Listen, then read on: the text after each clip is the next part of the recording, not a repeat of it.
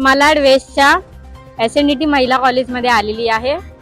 या कॉलेजचे शिक्षक आणि विद्यार्थी यांच्याकडून आपण जाणून घेऊया की 15 ऑगस्ट निमित्त त्यांचे मत काय आहे, ते काय विचार करतात।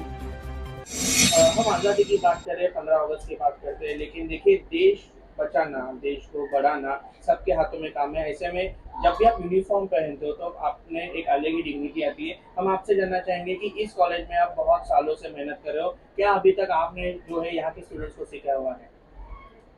जय Hind. Being an NCC officer, जब हम एनसीसी ऑफिसर बनते हैं तब हम शपथ लेते हैं। देश की रक्षा करना वीरों का काम है और जवानों का काम है। ये हम सिर्फ सोचते हैं। एक्चुअली देश की रक्षा तो हम सबको करनी चाहिए अपने अपने लेवल पे। सिर्फ बाहरी दुश्मनों से देश को बचाना ही नहीं है, हमें खुद के दुश्मनों से भी देश को बचाना है।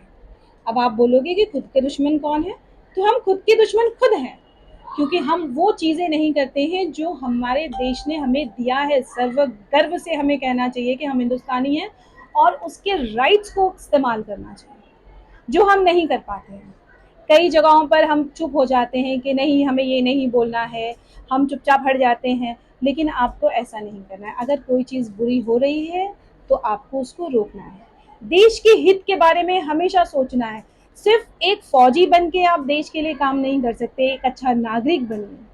आप अपने वोटिंग का इस्तेमाल करिए, आप एक अच्छे टैक्स पेयर बनिए, एक अच्छा लीडर बनिए, तो आप अपनी देश की सेवा कर सकते हैं। मैडम, अभी आपने जिक्र किया कि सिर्फ फौजी का काम नहीं देश को बचाना, आम जो इंसान होते हैं, नागरिक होते हैं, उनका भी उतना ही बड़ा जी, बिल्कुल। रोल होता है। तो आप क्या बताएंगे जो यहाँ के स्टूडेंट्स हैं, स्पेशली जो गर्ल्स है, उनको आप क्या सलाह देंगे, किस तरह से हम देश की रक्षा करें या देश की उन्नति के लिए हाथ बार करें? सी, गर्ल्स जो है वो सुप्रीम पावर है, क्योंकि एक लड़की को अगर हम शिक्षित करते हैं देशभक्ति के लिए, तो हम पूरे परिवार को शिक्षित करते हैं। क्योंकि कल को जब वो शादी होकर जाती है और जब उनके बच्चे होते हैं, तो जो शिक्षा अभी उनको मिलेगी देशभक्ति की, towards all the rights and duty, तो वही वो शिक्षा अपने बच्चों में डालेगी। तो जब वो शिक्षा अपने बच्चों में डालेगी, तो सोचिए, एक लड़की एक परिवार को शिक्षित करेगी तो बूंद बूंद से सागर भरता है। वैसे ही धीरे धीरे करके पूरा समाज हमारा शिक्षित होगा और सारा का सारा टुवर्ड्स नेशन एकत्र होगा। हम सारे भेदभाव भूलकर हमें सिर्फ ये सोचना चाहिए कि हम इंसान हैं, एक दूसरे की मदद करें कई भी लेवल पे। जैसे कोरोना में हमने सबने की है एक दूसरे की मदद, भूल कर डिस्पैरिटीज, लेकिन आज भी हमें उसकी ज़रूरत है। हम हर चीज़ को ऊंच नीच, लड़की लड़का, ये सब हटाकर एक समान लाकर समाज को एक समान पर लाएंगे, तो हमारे देश की ऑफ कोर्स हमारा देश टॉप पर होगा। आज तो टॉप पर है, ये आगे भी टॉप पर होगा। एक आखिरी सवाल आपसे पूछना चाहूंगा मैम कि देखिए 47 में आज़ादी मिली थी, तब के पैमाने अलग थे, आज के पैमाने अलग है, लेकिन आज की जरूरत के हिसाब से क्या वाकई में हम आज़ाद हैं और आज़ादी हमें मिल रही है? पैमानों की देखी जाए तो डेफिनेटली हम आज़ाद तो हैं, लेकिन हम आज़ादी को किस तरह से ले रहे हैं वो डिपेंड करता है। आज हम आज़ाद हैं, हमारे पास मोबाइल फ़ोन्स हैं, लेकिन सॉरी टू से आज ये बताइए कि एक किसी का एक्सीडेंट हो जाता है तो हम वीडियो निकालने में रखते हैं, जबकि उसके खून को नहीं रोक रहे हैं, हम उसको हॉस्पिटल नहीं पहुंचा रहे हैं। तो ऐसी आज़ादी क्या करेंगे? आप डिजिटल आज़ादी बोल रहे हैं, लेकिन डिजिटल किस चीज़ के लिए इस्तेमाल कर रहे हैं? हेट स्पीच फैलाने के लिए नहीं, आप अच्छाइयों के लिए करिए। आप पेड़ लगाइए, आप तिरंगा लहराइए, आप अच्छी चीज़ों को रोटेट करिए, तो आप पूरे आज़ाद हैं। बट मुझे लगता है कि 47 में जो शहीदों ने खून गंवाया था, वो शहीदों की ज़रूरत आज भी है, क्योंकि कहीं ना कहीं हम ये भूल रहे हैं कि हमें आज़ादी बहुत सेक्रीफाइस से मिली है। हमें आज़ादी मिल गई है, इसका मतलब ये नहीं कि हम कुछ भी करें। आपको सोसाइटी को हेल्प करना है। आपके पड़ोस में क्या हो रहा है, अगर कोई खाना नहीं खा रहा है तो आप उसको खाना प्रोवाइड करिए।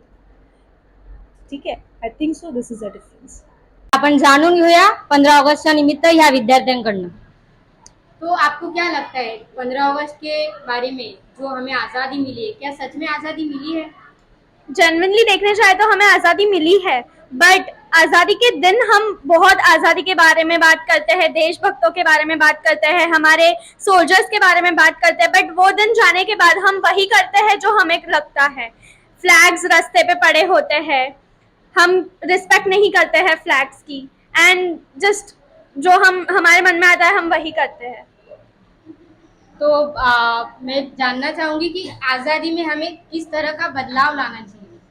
आज़ादी पर लड़कियों के लिए तो कोई आज़ादी नहीं है, उन्हें अभी भी उतना ही दबा के रखा जाता है कि पढ़ने भी देते हैं तो बोला जाता है कि हम तुम्हें पढ़ने दे रहे, तुम अपनी हद में रहो, तुम हर चीज़ अपनी हद में करो। और सेफ्टी के लिए तो बाहर आते जाते उसमें कोई चेंजेस नहीं है सेफ्टी के लिए। अगर कोई पुलिस ऑफिसर भी खड़ा है ना और उसके सामने भी कोई छेड़छाड़ हो रही है तो फिर वो नहीं रोकता है बिल्कुल भी। इवन यहाँ तक नोटिस किया हम लोग ने कि वो ऑफिसर खुद भी नजर उठा के बस ऐसे देखता रहता है, वो कोई एक्शन नहीं लेते। इसमें चेंजेस आना बहुत जरूरी है, उनको तो इस लेवल पे स्ट्रिक्ट होना चाहिए। आप क्या चाहते हो, हमें क्या बदल करना चाहिए? उन्हें लॉ बदलने चाहिए, उनको proper officer first of all select करने चाहिए, जो कि आज की यूथ से जो सिलेक्ट हो रहे हैं वो परफेक्ट नहीं है, उनकी खुद की नीयत सही नहीं होती है किसी पे।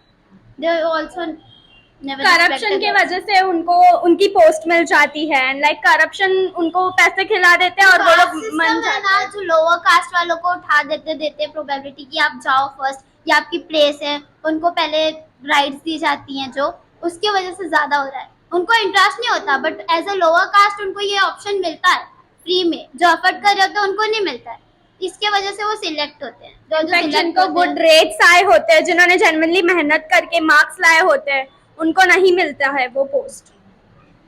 तो आता आपण पाहिलं विद्यार्थ्यांचे मत मांडले गेलेले होते। मी दीपा पांडे, कॅमेरा पर्सन सुरेंद्र सह, MS24 न्यूज, मुंबई।